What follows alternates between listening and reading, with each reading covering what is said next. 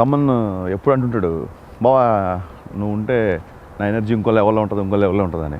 Sir జనరల్గా ఏ music డైరెక్టర్ని encourage చేస్తుంటాడు, బట్ ఆ ఎనర్జీ అనేది నిజంగా ఎంత ఉంటుందా అనిపించింది ఈ సాంగ్ విన్న తర్వాత.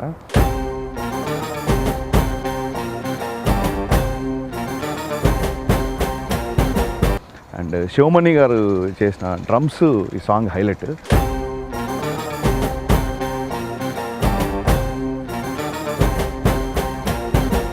అలాగే one of my all time favourite lyric writer Bhaskar Bhatt గారు ఈ పాట రాశారు.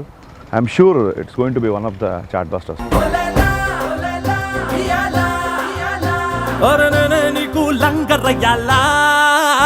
ఒక చిన్న యాటిట్యూడ్ మెయింటైన్ చేసాడు ఇందులో, అది నాకు బాగా నచ్చింది. అంటే నాతో పోటీ వద్దని, సేమ్ టైం నాలాంటి మౌడికి దొరకడం మళ్ళీ అని, గూగుల్ అంతా గాలించిన నాలాంటి వాడు ఉంటాడని, ఇలాంటి అంటే యూత్కి బాగా అర్థమవుతూ తన స్టైల్లో, సింపుల్గా చెప్పాలంటే భాస్కర్ భట్ తన స్టైల్లో ఈ పాట ఎరగదీశాడు. And Thaman extraordinary. దీన్ని శేఖర్ మాస్టర్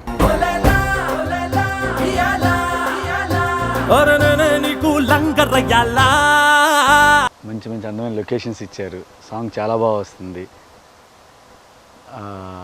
ఇంకా హీరోగా ఎన్టీఆర్ గురించి మీకు చెప్పవసరలా, ఆయన డ్యాన్స్ గురించి. దీంట్లో డ్యాన్స్ ఉంటుంది, ప్లస్ టీజింగ్ ఉంటుంది.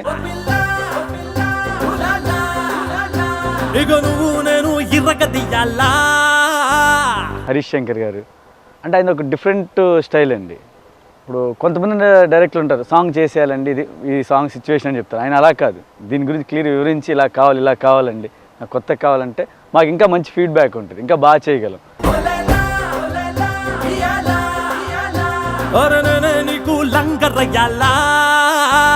సాంగ్ ఇరగదీస్తున్నారు శేఖర్ మాస్టర్.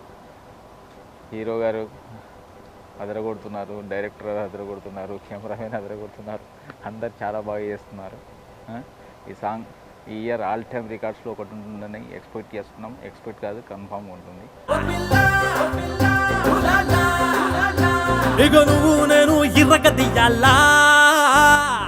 ఎన్టీఆర్ కొత్త లొకేషను, తెలుగు ఆడియన్స్ కొత్త లొకేషన్ కావాలని హరీష్ మేన్ డిస్కషన్లో మా కోఆర్డినేటర్ గోపి స్పెయిన్లో వెలెన్షియా అనే ప్లేస్ బాగుంటుంది అని చెప్పి మమ్మల్ని ఇక్కడ తీసుకొచ్చాడు.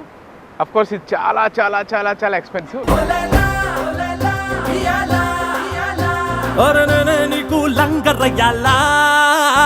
Hope you all like this song.